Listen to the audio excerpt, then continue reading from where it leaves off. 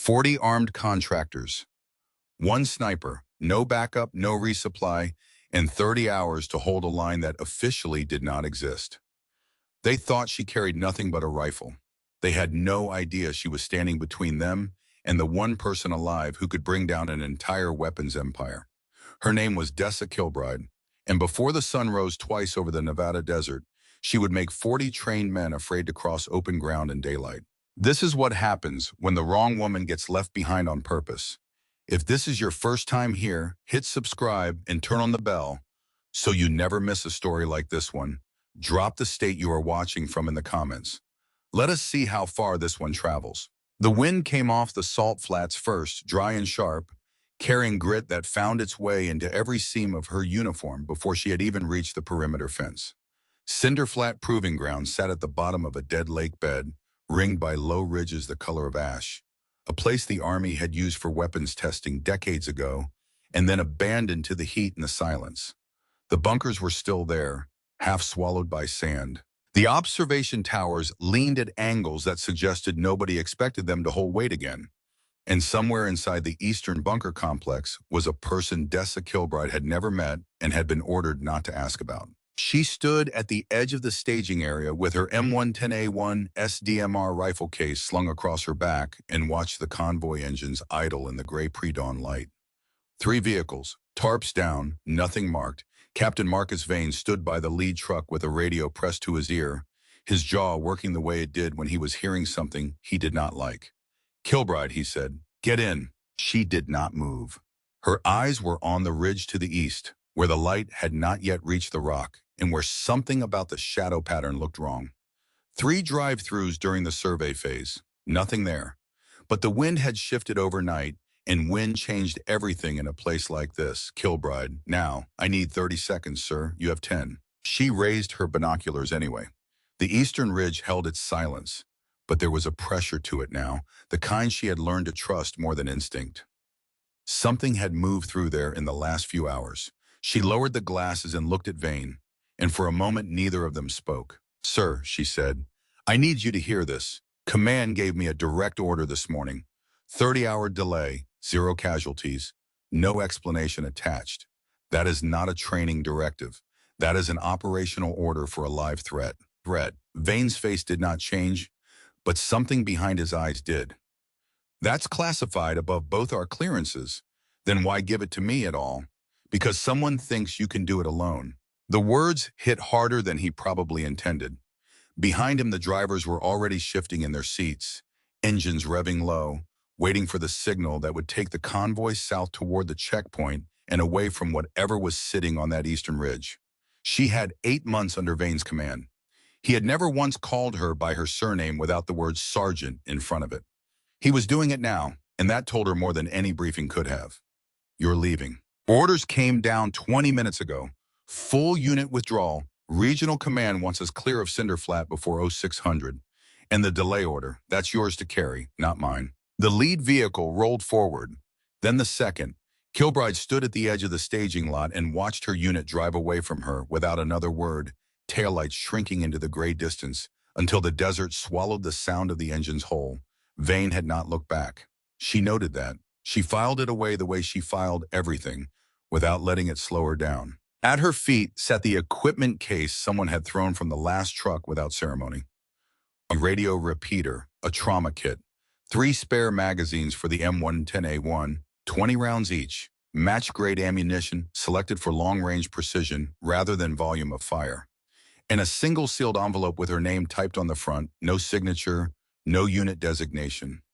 She opened it standing in the open because there was no one left to see her do it. Inside was a single line: delay 30 hours, 0 casualties, do not ask why yet. She read it twice. Then she folded it and put it in her breast pocket next to the small leather notebook she had carried since her first deployment, the one with her mentor's handwriting still visible on the inside cover from years ago. She did not know why command wanted this delay.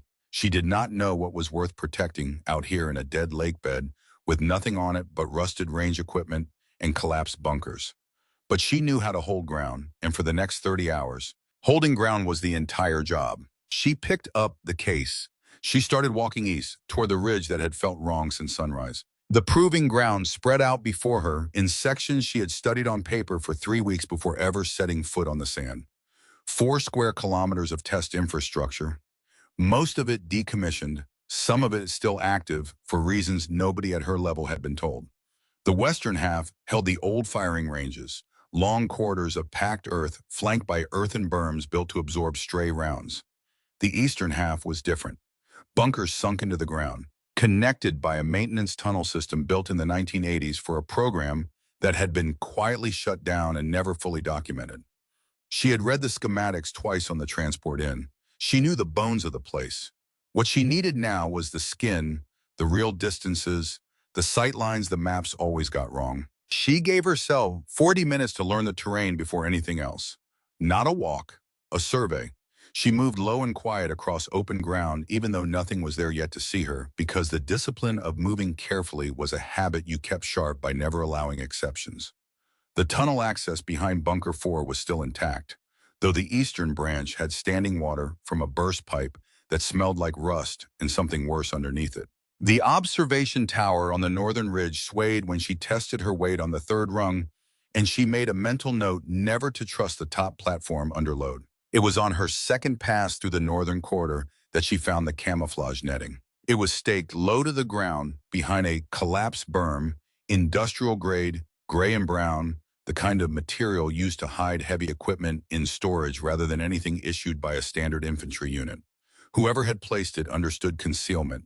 She crouched beside it and studied the ground. Compressed gravel in the shape of a tripod's footprint, a folded energy bar wrapper, foil side down, a faint oil stain from a piece of optics equipment that had rested there recently. Someone had been watching this position. Someone had already done their reconnaissance and pulled out. She moved on, cataloging 2 more positions before the light fully broke over the ridge. Each one told the same story: careful, professional, patient. Not the kind of setup a scattered militia would build. This was disciplined work. At the second position, she found something the first had lacked: a partial boot print pressed into softer ground near the tripod marks. Narrower than standard military issue, the tread pattern unfamiliar. Not one shooter. She revised the number upward in her head and kept moving, unease settling into her chest like a stone she could not put down. By the time she reached the third position, high on a collapsed watchtower overlooking the entire eastern approach, she understood the shape of the problem clearly enough to write it down. She pulled her notebook from her breast pocket, the pages worn soft from years of handling, and began marking positions in the small economical shorthand her mentor had drilled into her more than a decade ago. Never more words than necessary. Only the words you could read under pressure in bad light, with your hands shaking. "Addo 640, she heard the first engines. She dropped flat against the collapsed tower platform and put her eye to the optic. 12 vehicles moved through the northern access gate in 2 disciplined columns, splitting smoothly the moment they crossed the fence line, one element curving toward the western ranges, the other pressing straight into the central complex. Men dismounted fast, weapons up, lights off, moving in teams of 4 with the fluid precision of people who had rehearsed this exact maneuver more than once. She began counting. 2, 6, 12. By the time the last vehicle rolled through the gate, she had counted somewhere between 36 and 42 personnel, the upper figure uncertain, because 2 teams had already vanished into ground she could not observe. 12 vehicles, 2 of them larger, positioned toward the rear, facing outward, which told her they were carrying equipment rather than additional troops. Generators, maybe, or something else entirely. A patrol passed directly beneath her position, 2 men moving at a steady rhythm. "Command wants confirmation the site is clear before 0800, one of them said, the other quieter, carrying more authority in his voice. "Then confirm it properly. I want eyes on every structure, not assumptions." The patrol moved on. She stayed flat and motionless for 4 full minutes after their footsteps faded into the wind. Then she rolled to a new angle and studied the man who had spoken.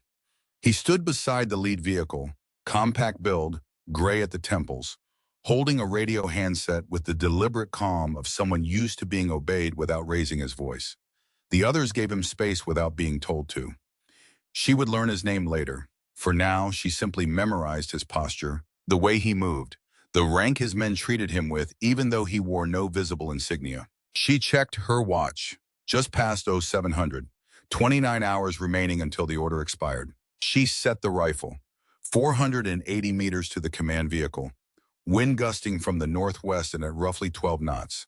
The kind of crosswind that would push around wide if she misjudged it by even a fraction. She dialed the correction into her scope without looking away from the target. Muscle memory built over years of exactly this calculation.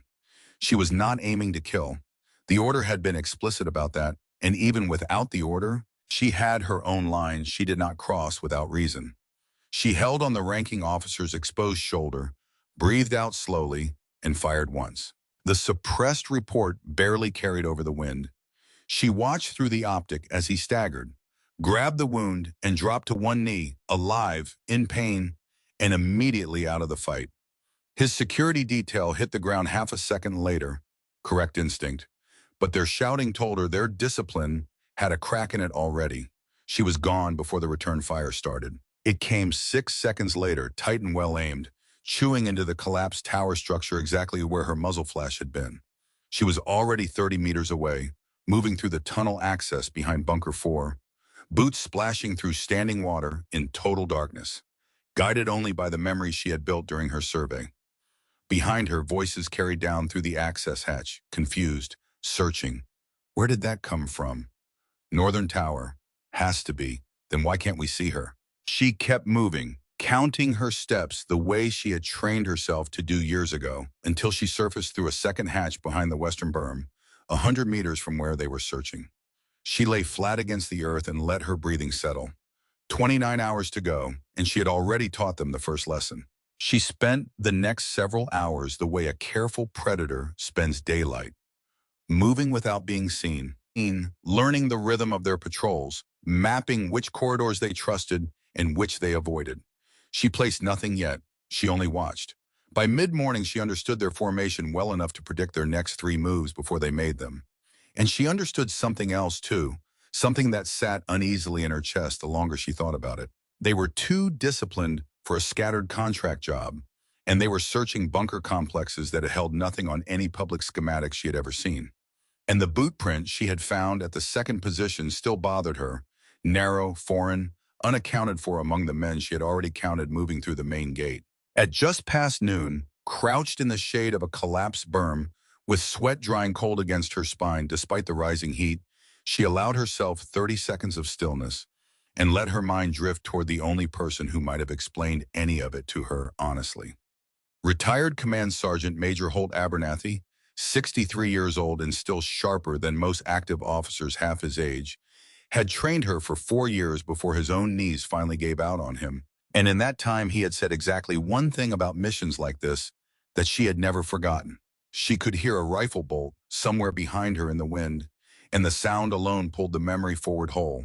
He had been sitting across from her in a briefing tent years ago, tapping the edge of a target folder with 2 fingers, not looking at her when he said it. The order will never tell you the truth up front, Kilbride. It tells you what to do. The why comes later. If you survive long enough to deserve it. She had written it down that night. She was living inside it now. The memory closed as quickly as it had opened. She moved. By early afternoon, the search pattern had tightened into something more careful, more paranoid. Radio traffic on their tactical net had gone from open chatter to clipped, professional bursts. Someone had told them to stop reacting to isolated signals and start waiting for confirmed contact. That told her the ranking officer, wounded but clearly still directing operations from the rear, was smarter than the average contract commander.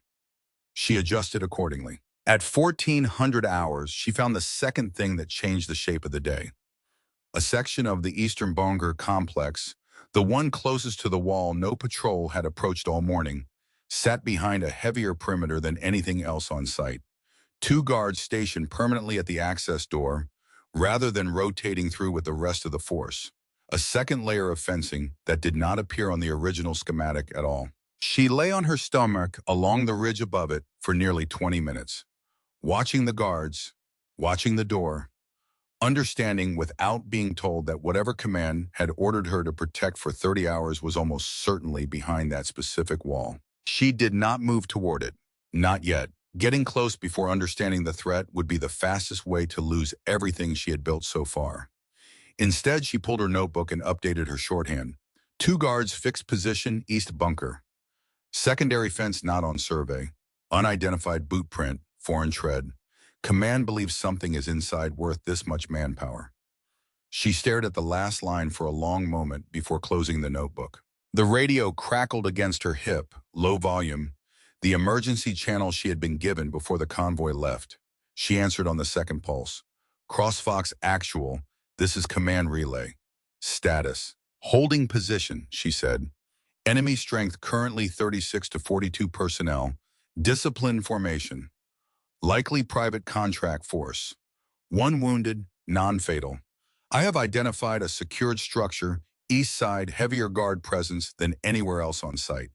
I also have an unaccounted boot print with a foreign tread pattern near one of their reconnaissance positions. Possible second element on site. A pause on the other end, longer than she expected. Copy that, Fox. Maintain distance from that structure until further instruction. Do not engage near it under any circumstances. Flag the boot print. We will advise if we have information. Understood. Can you confirm what is inside? Negative. Not at this time. The line went quiet before she could push further. She lowered the radio and looked east, toward the wall. The guards were protecting with a level of discipline that told her everything and nothing at once. Somebody wanted that structure left completely alone. Somebody else, whoever had built that fence and stationed those guards, wanted it protected just as badly, only from the opposite direction. And now, somewhere in the gaps between those two forces, a third set of boots had left prints in the sand that belonged to neither. She spent the remainder of the afternoon widening her map of their patrol routes, marking dead zones, marking sight lines, marking the 3 positions she had already scouted, where a single person with patience could hold an entire company at bay without ever being fully seen. The heat rose and fell with the sun's angle. Her water ran lower than she liked. She rationed it the way she rationed everything now, carefully, with an eye toward the 25 hours still remaining on the clock. At just past 1600, movement on the northern ridge caught her attention through the optic, a shape that did not belong to any of the patrol patterns she had already logged. She adjusted focus and felt something cold move through her chest. A single figure stood at the edge of the outer perimeter fence, well outside the contractors' patrol lines, watching the compound from a distance with the stillness of someone who had done this exact thing more times than could be counted. Broad shoulders beginning to stoop with age. A weathered jacket that did not belong to any active unit. Gray hair visible even from this distance, cut short in a way she recognized instantly because she had watched him get that same haircut 100 times over 4 years of training. It was Holt Abernathy. Standing at the edge of a live combat zone he had no business being anywhere near, 400 miles from where he was supposed to be living, out of quiet retirement. Watching her position through a pair of binoculars that caught the last light of the afternoon sun and flashed once before he lowered them. She had no idea how he had found this place. She had no idea what he was holding at his side, half concealed by his jacket, that had not been there the last time she saw him at his retirement ceremony over a year ago. And she had less than a minute to process any of it before the wind shifted and a fine curtain of dust rolled across the ridgeline, swallowing him whole and leaving her staring at empty ground where a man who should not have existed in this moment had been standing only seconds before. The dust settled over an empty ridge, and for 3 full minutes Dessa Kilbride did not move at all. She kept the optic trained on the exact spot where Holt Abernathy had been standing, waiting for the wind to prove her wrong, waiting for the shape to resolve back into nothing more than heat shimmer and imagination. It did not. He had been there. He was gone now, and somewhere between those two facts sat a question she did not have time to answer. She forced herself to move. Whatever explanation existed for a retired command sergeant major appearing at the edge of an active contract forces perimeter would have to wait because the light was dropping fast toward evening, and evening meant the contractors would tighten their formation, bring in thermal capability, and start hunting with patience instead of aggression. She had learned that pattern from men like this before. Daylight searching was for finding. Nightfall searching was for closing. She dropped into the tunnel system behind Bunker 4 and moved east, toward the fence line that had felt wrong all day. The radio crackled against her hip just past 1700 hours. She answered low. Fox Actual, this is Command Relay, status. Holding, she said. I have a complication. Unauthorized civilian presence on the northern perimeter. Retired personnel, someone I know personally. He should not be here. I also want an update on the boot print I flagged earlier.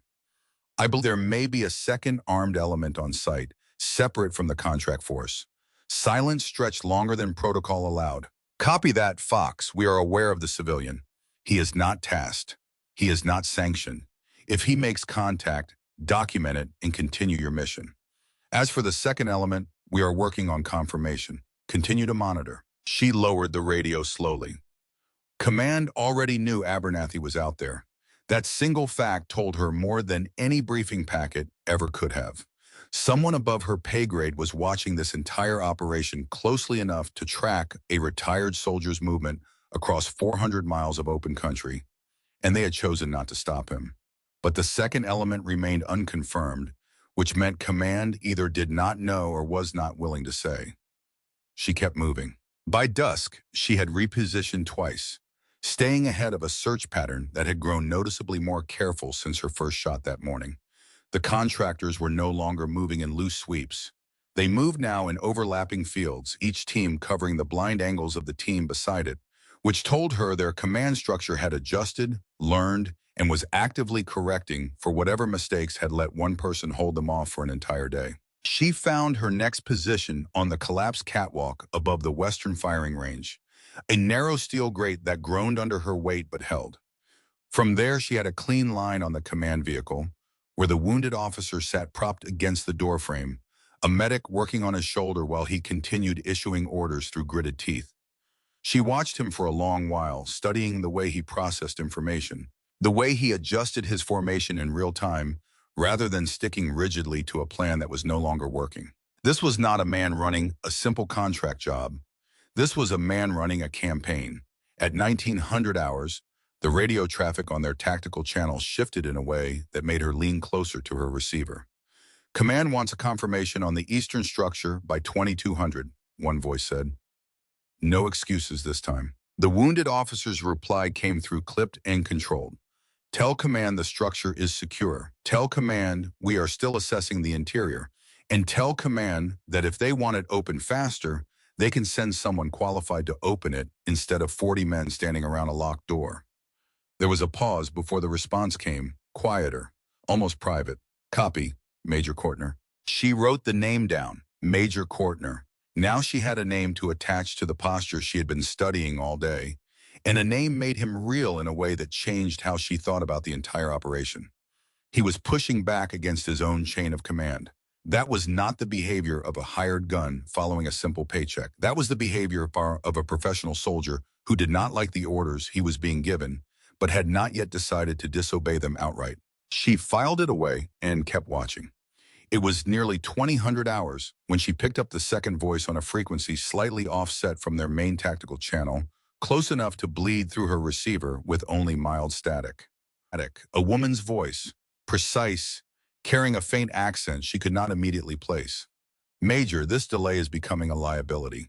Command is asking why one operator has held an entire platoon in place for 12 hours. Because one operator is very good at her job, Courtner answered flatly. And because whoever built that eastern structure did not want it open quickly. That door was designed to survive more than a locked mechanism, Faircross. You know that as well as I do. I know what I was told to retrieve. I do not know why it is sealed the way it is. Kilbride went very still on the catwalk, the steel grate biting cold through her jacket as she listened to two people who were supposed to be her enemies openly question the mission they had been sent to complete. She had a name now for the second voice as well, Faircross, and whatever her role was inside this operation, she was close enough to Command to be frustrated by their silence. The transmission cut before she learned anything more, but the question sat with her long after the channel went quiet. Retrieve, not destroy, not neutralize. Retrieve. She moved. At 2100 hours, she executed the first calculated risk of the night. The eastern structure's secondary fence line, the one that did not appear on any schematic she had studied, ran along a ridge with almost no cover for nearly 60 meters. Crossing it in daylight would have been suicide. Crossing it at night with the contractor's attention split between securing the door and managing Courtner's deteriorating patience gave her a window she was not going to get again. She moved low, using the natural depression of an old drainage channel to stay below the sight line of the two fixed guards. It took her 11 minutes to cover 60 meters, moving in careful increments, freezing completely twice when a patrol passed close enough that she could hear individual voices. By the time she reached the base of the ridge overlooking the structure itself, her hands had gone numb from gripping cold stone, and her knee, an old injury from years of training falls, had begun to ache in a way she chose to ignore. From this new vantage point, she finally understood what she was looking at. The structure was not a bunker in the traditional sense. It was a reinforced vault built into the hillside itself, concrete walls at least a meter thick, a single blast door secured with a mechanism that looked decades newer than everything else on the site. Someone had built this after the proving ground was officially decommissioned. Someone had built this in secret, on land the public believed abandoned, and someone else had sent 40 armed contractors to open it without official military support. She pulled her notebook and wrote 3 words before closing it again. Not a weapon, a person. The realization landed with a weight she had not expected. If Faircross had been ordered to retrieve something, and if that something was sealed behind a door built to survive more than simple breaching charges, then the most logical explanation was the one that made the entire day suddenly make sense. Whoever was behind that door was alive, and whoever wanted them retrieved wanted them alive badly enough to build a vault instead of simply erasing the problem outright. Before she could move again, she caught motion far to the north, well beyond the contractor's current perimeter. Headlights briefly visible along a service road that did not appear on any survey she had studied. 2 vehicles moving without formation lights, spaced far enough apart that they were not traveling together by accident.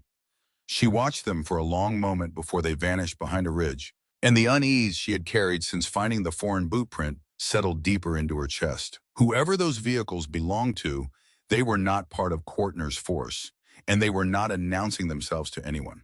Her radio crackled. Low volume, the emergency channel again. Fox Actual, command relay. Confirm status. Holding position, she said. I have visual on the eastern structure. Request clarification. Is there a living individual inside that vault? I also have visual on 2 unidentified vehicles approaching from the north. Separate formation, no lights. This may be the second element I flagged earlier. The pause this time was the longest yet. Fox, the structure information remains classified. Continue holding. Do not approach the structure under any circumstances. Regarding the second element, we now have partial confirmation. A private security contractor operating outside any authorized chain of command has been tracking the same target. Their objective is not retrieval. Assume hostile intent toward the asset and toward you. Copy, she said, though the words came out flatter than she intended. How much time before they reached the site? Unknown.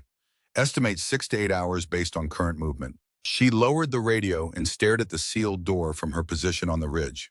Somewhere behind that concrete, someone had been waiting, possibly for years, for a moment like this one. And now 2 separate forces were converging on the same target from opposite directions, one wanting to open the door slowly and one wanting to make sure nobody who opened it lived to say what they found. The wind picked up again as full night settled over Cinderflat, and with it came the low mechanical whine of a drone lifting off from somewhere near the command vehicle. She watched its running lights rise against the darkening sky and begin a slow, methodical grid pattern over the eastern half of the compound, exactly where she was lying. Thermal, almost certainly. Courtner had stopped playing catch-up. He was starting to hunt properly now. She retreated from the ridge in careful stages, using the drainage channel again, moving only when the drone's pattern carried it away from her position. It was during this retreat, crouched behind a collapsed section of perimeter fence with the drone's whine fading behind her, that she heard the voice she least expected to hear that night. Dessa. She spun with the rifle already coming up before her mind caught up with her body and recognized the shape crouched in the shadow of the fence line 10 meters away.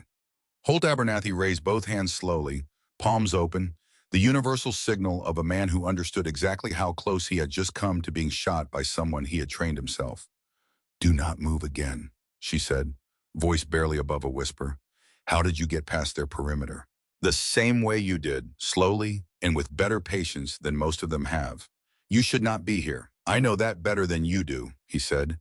"But I also know what is behind that wall, and I do not think command is going to tell you in time for it to matter." Her breath caught somewhere in her chest.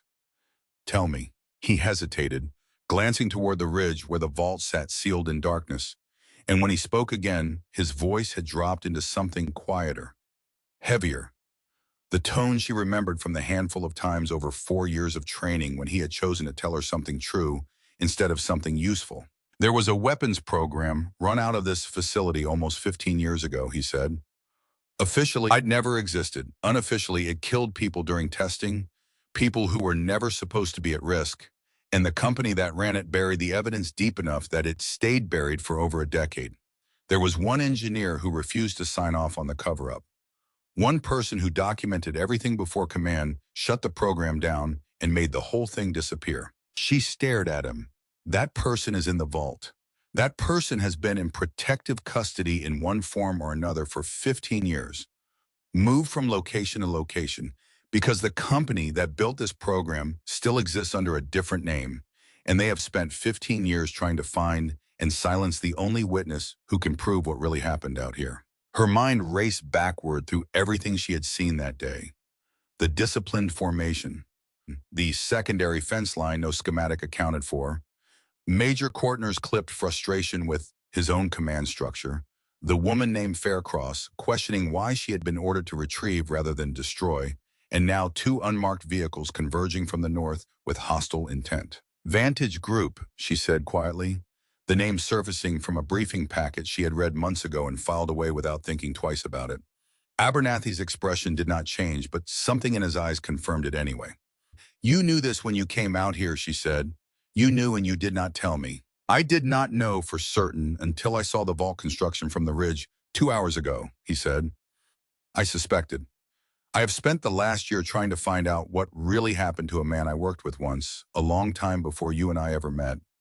I did not expect to find him locked inside an abandoned proving ground with 40 contractors trying to break down his door and a second team moving in behind them to make sure nobody survives to talk about it." The wind shifted again, carrying the faint mechanical whine of the drone back toward their position. She grabbed his arm and pulled him lower behind the collapsed fence, both of them going still as the light passed overhead and continued on without pausing.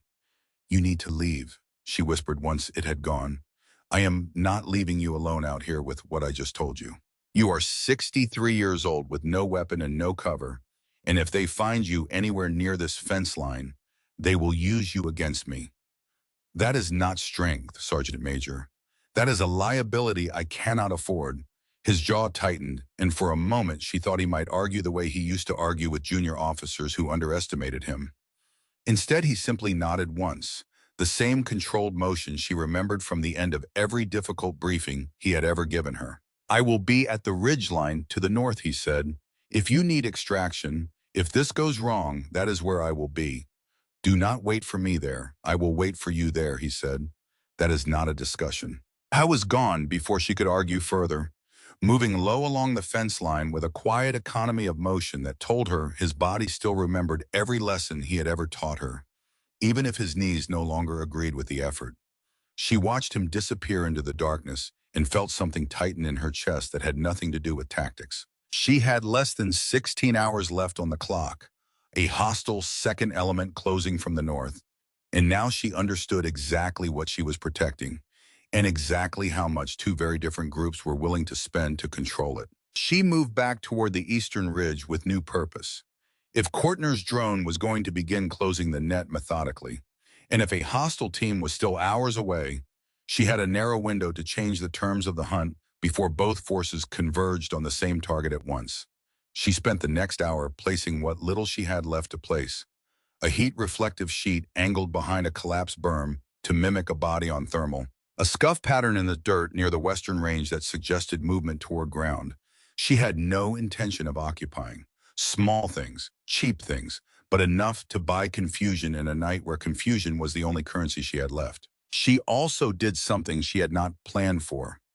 Working quickly by the light of a shielded penlight, she used a strip of white tape recovered from her trauma kit to write 4 words across the side of the collapsed watchtower where her first shot had been fired, a location she knew the search teams would eventually return to. 8 men down, none dead, ask why. She pressed the tape flat against the rusted metal and backed away, knowing it would be found before dawn, knowing exactly what kind of question it would put into the mind of a commander who was already asking questions of his own. At 2300 hours, the drone's search pattern shifted exactly as she had hoped, drawn toward the false heat signature near the collapsed berm. She used the distraction to close distance on the command vehicle itself, moving through the shadow of the western range wall until she was close enough to hear Kortner's voice clearly without the interference of static. He was on the radio again, and this time the voice on the other end was not Faircross. "Major, this delay has gone on long enough. You have had the vault under guard for 18 hours and you have made no progress on the mechanism." "The mechanism is not the problem," Kortner said, his voice tight with barely controlled frustration. "The problem is one operator who has cost me 3 wounded men, a destroyed relay antenna, and an entire day of operational tempo, and command still has not told me who authorized this mission or why we are retrieving a civilian instead of simply confirming the site is clear and leaving. I have also just been informed of a second element inbound from the north that nobody bothered to mention to me before this morning. You were told what you needed to know. I was told to secure a structure and retrieve its contents. I was not told that the contents in question is a person who has apparently been hidden by our own former employer for 15 years. I was not told that a single Army sniper would hold this position better than a company that trained for exactly this scenario. And I was not told that someone else entirely is coming to finish the job with a different objective in mind. The silence that followed carried a different weight than any pause before it. Kilbride, pressed flat against the range wall 30 meters away, understood in that moment that Kortner's frustration was not simply tactical. It was moral. He had learned something about his own mission in the last several hours that he did not like, and he was choosing to voice that dissatisfaction to whoever was giving him orders rather than simply obeying without question. She filed the observation away carefully. A crack in the enemy's command structure was worth more than any weapon she carried. The transmission ended abruptly, and Kortner stood alone beside the command vehicle for a long moment, staring east toward the vault with an expression she could not fully read from this distance. Then he turned and issued new orders to the teams nearest him, his voice carrying just far enough for her to catch the shape of it, if not every word. "Pull the outer patrols back. Concentrate everyone on the eastern structure. I want that door open by dawn, regardless of what it costs, and I want early warning if anything approaches from the north that is not one of ours." She felt the shift immediately. Whatever hesitation Kortner had been carrying, whatever moral discomfort had made him push back against his own chain of command, he had just chosen to override it for now, though the order to watch the northern approach told her he had not fully dismissed what she and command had both flagged. The hunt was about to become something far more aggressive, and she had perhaps 6 hours before the entire weight of his force turned fully toward the vault, and less than that before the hostile second element arrived to complicate everything further. She checked her ammunition, fewer rounds than she liked. She checked her water, less than half of remaining. She checked her watch, and the number staring back at her told her exactly how much time remained before the 30-hour order expired, and exactly how far that number had shrunk since morning. Somewhere behind that sealed door, a man had spent 15 years waiting to tell the truth about something that had killed people it was never supposed to kill. Somewhere to the north, a 63-year-old retired soldier who should have been sleeping in his own bed 400 miles away was instead crouched on a ridgeline waiting to see if the woman he had trained would survive the night. Somewhere in the darkness ahead of her, a woman named Faircross was asking questions about a mission she no longer seemed to fully believe in, and somewhere beyond the northern fence line, 2 vehicles carrying a team with an entirely different purpose were closing the distance with every passing hour.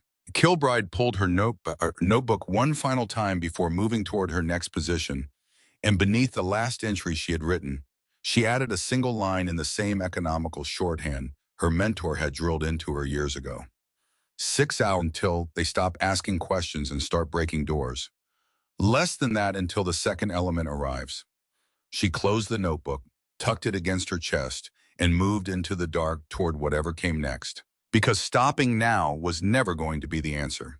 Not with 15 years of buried truth sealed behind a door that two separate forces were about to converge on from opposite directions. 6 hours, that was what stood between a sealed door and 40 men with nothing left to lose but their patience.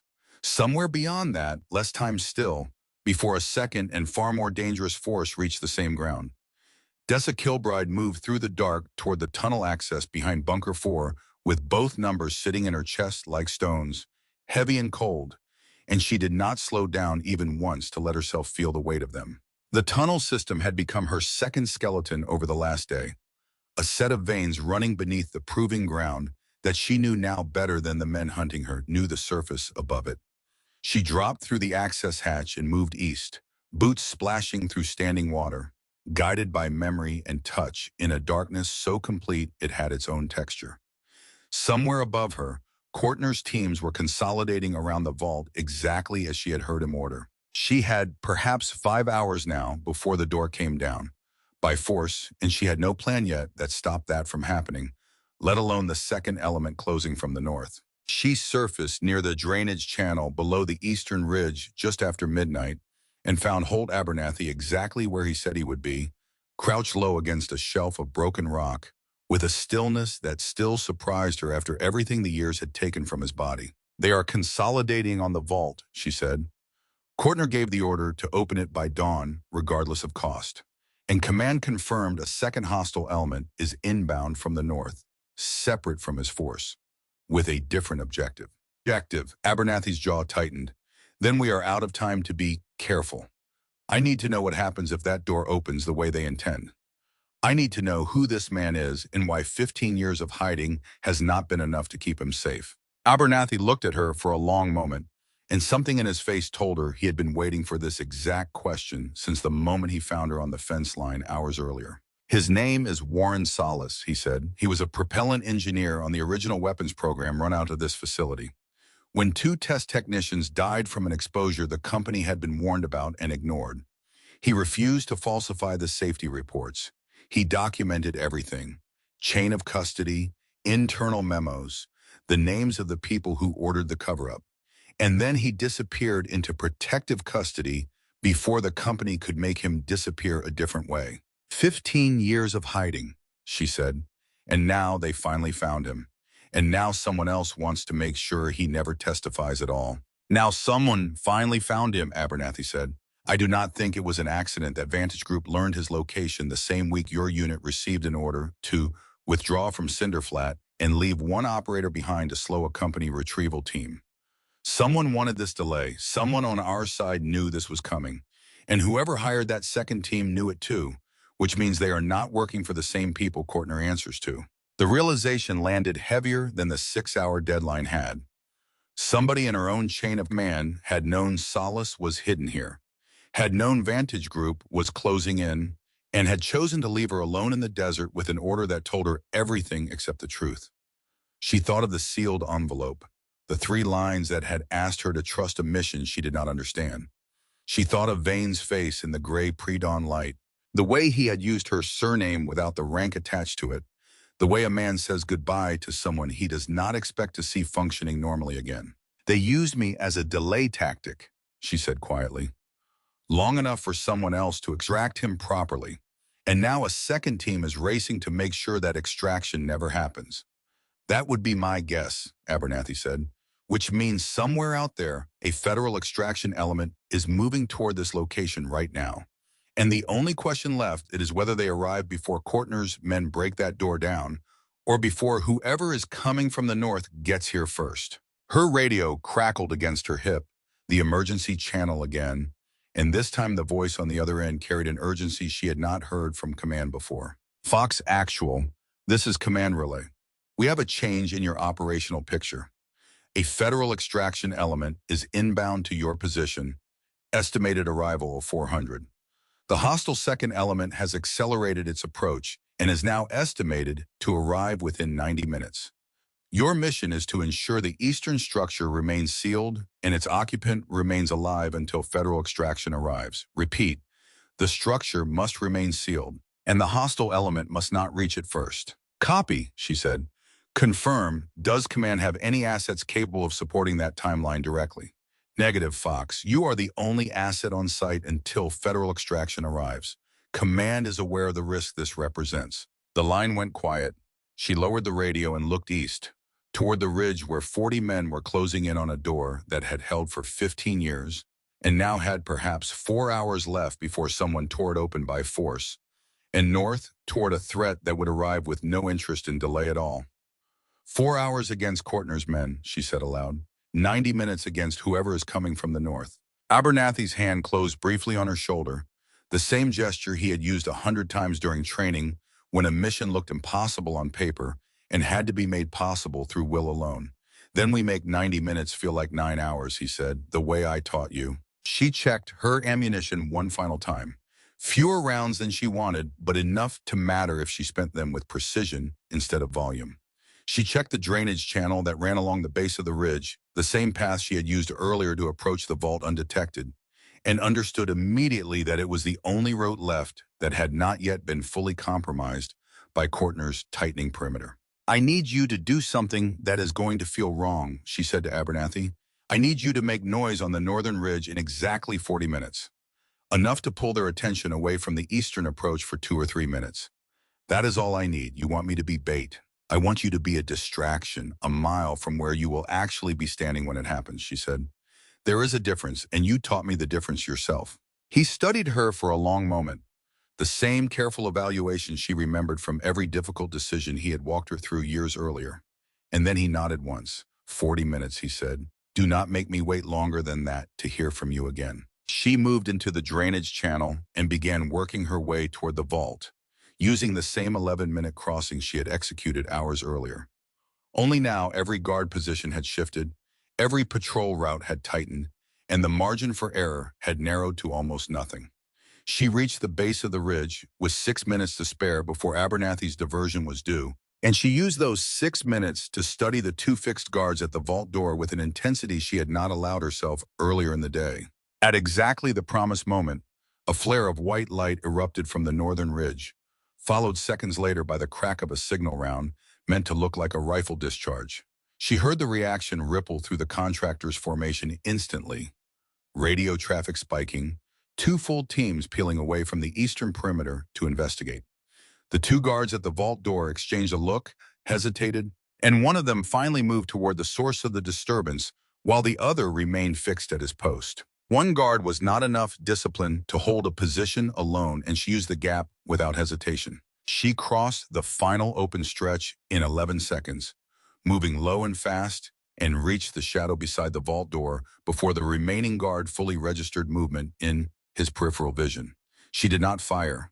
She had promised herself 20 hours ago that this operation would end with 0 deaths, and she intended to keep that promise even now, with everything at stake. Instead, she struck once, precisely, and the guard went down without a sound, unconscious but breathing, his weapon secured before his body finished settling against the concrete. She pressed her palm flat against the vault door and felt the cold of 15 years radiating through the metal. Solace, she said quietly, her mouth close to the seam of the door. My name is Dessa Kilbride. I am a United States Army sniper, and I am the only thing standing between you and the company that has been hunting you. I need you to trust me for the next few hours.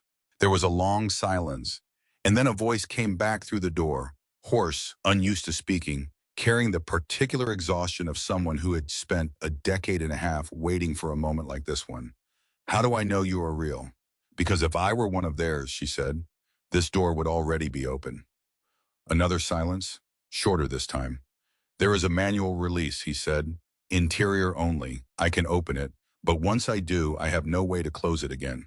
Then we only open it once, she said, and we open it at exactly the right moment, and not one moment before a team that means to kill you arrives close enough to see it happen. She heard movement inside, slow and careful, the sound of a man who had spent 15 years learning patience the hard way.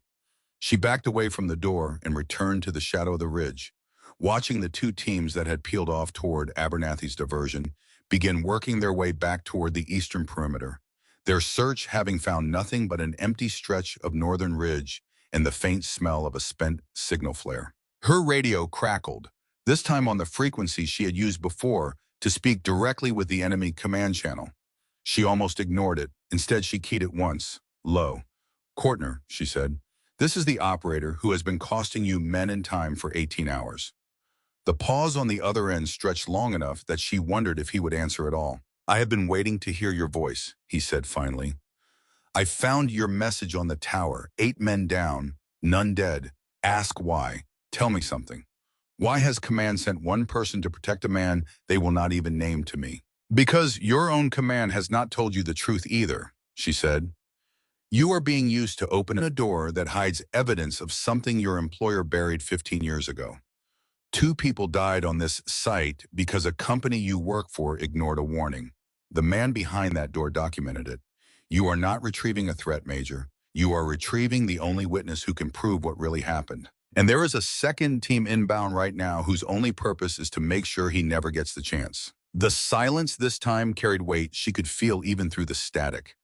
"That is a significant claim," he said.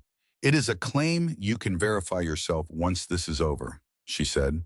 "But right now, all I am asking is that you consider what it costs you personally to break down that door before dawn, and what it means if a second force reaches this site with orders to erase everyone standing near it, including your own men." She heard him breathe, slow and controlled, the sound of a professional soldier weighing a decision that had nothing to do with tactics and everything to do with conscience. "I have 3 wounded men," he said finally.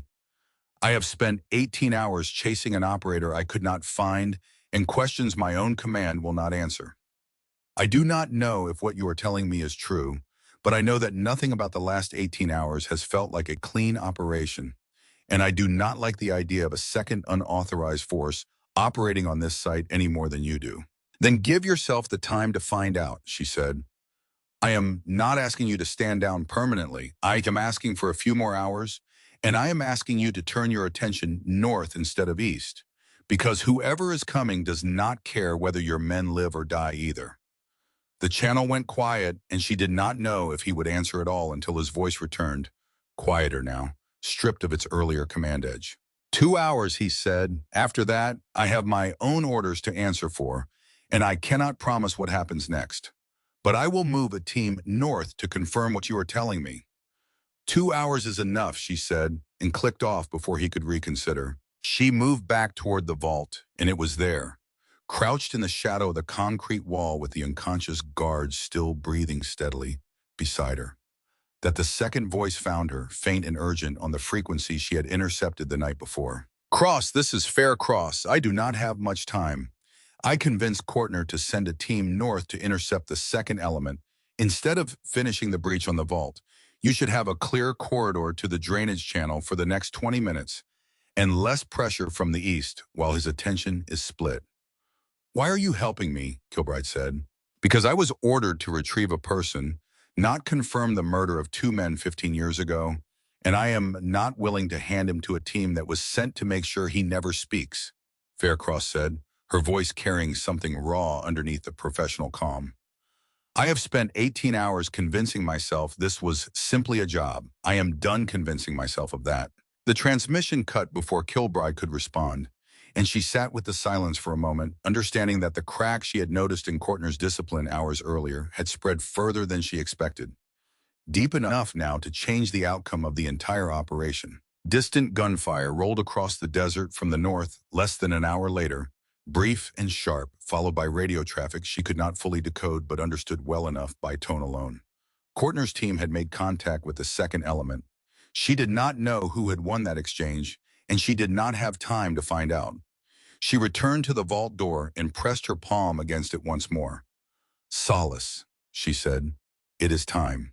The door released with a mechanical groan that seemed impossibly loud after 15 years of silence, swinging open to reveal a man in his 60s, thin and pale from years without proper sunlight, his eyes adjusting slowly to the faint starlight beyond the doorway. He looked at her with an expression she recognized instantly, the look of someone who had stopped believing rescue was possible and was only now allowing himself to consider it might be real. "We need to move now," she said, taking his arm gently but firmly. "Can you walk?" "I can walk," he said.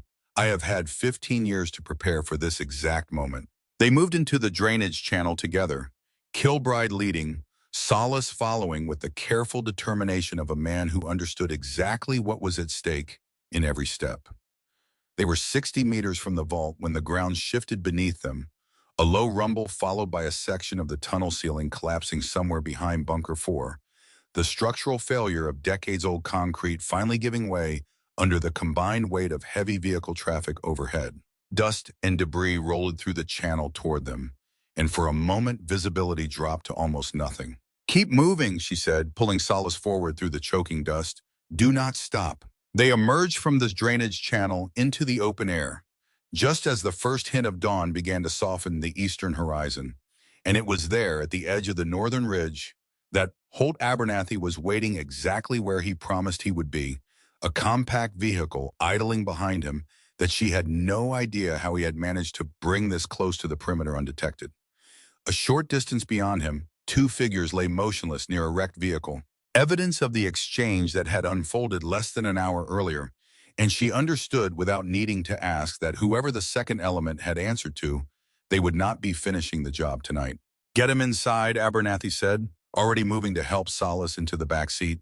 Kilbride paused at the vehicle door, looking back once toward the proving ground behind them, toward the sealed vault standing open and empty on the ridge, toward the command position where Kortner had made a choice that would follow him for the rest of his career, and toward the faint outline of a woman standing alone near the perimeter fence who had chosen, in the final hours of a mission she no longer believed in, to help the person she had been sent to hunt.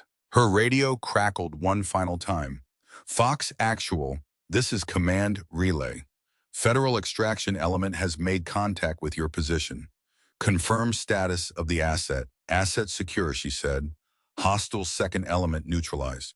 Moving to extraction point now. Copy that, Fox. Outstanding work." She lowered the radio and climbed into the vehicle beside Solace, who sat wrapped in a blanket Abernathy had produced from somewhere, his hands trembling slightly, his eyes fixed on the horizon like a man seeing daylight for the first time in longer than he could properly measure.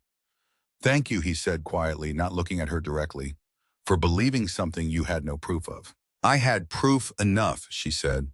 "I had a man who trusted you enough to risk everything he had left just to make sure you survived long enough to tell the truth."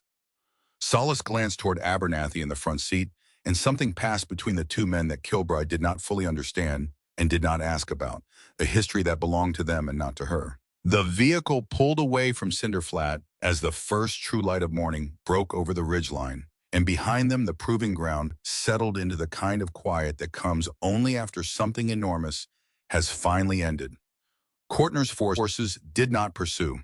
Whatever decision he had reached in those final hours, whatever conscience had finally outweighed the orders he had been given, I'd held long enough for the vehicle to clear the perimeter fence and disappear onto the access road that led away from the desert and toward whatever came next. 6 weeks later, the official record of the Cinder Flat operation was sealed at a classification level that placed it beyond the reach of any standard inquiry. The incident was logged internally under a designation so procedural and forgettable that it drew no further attention from anyone not already cleared to know the truth. Major Kortner's report, submitted through his own chain of command, described a tactical withdrawal in the face of unclear operational objectives and an unauthorized hostile incursion successfully repelled, a decision his superiors quietly declined to challenge, given everything that surfaced in the following months, once federal investigators began reviewing 15 years of buried evidence. Warren Solace testified in a closed proceeding that Kilbride was never permitted to attend and never asked to know the details of. What she did learn months later, through a single unmarked letter that arrived without a return address, was that his testimony had been enough. Enough to reopen a case that had been closed for 15 years.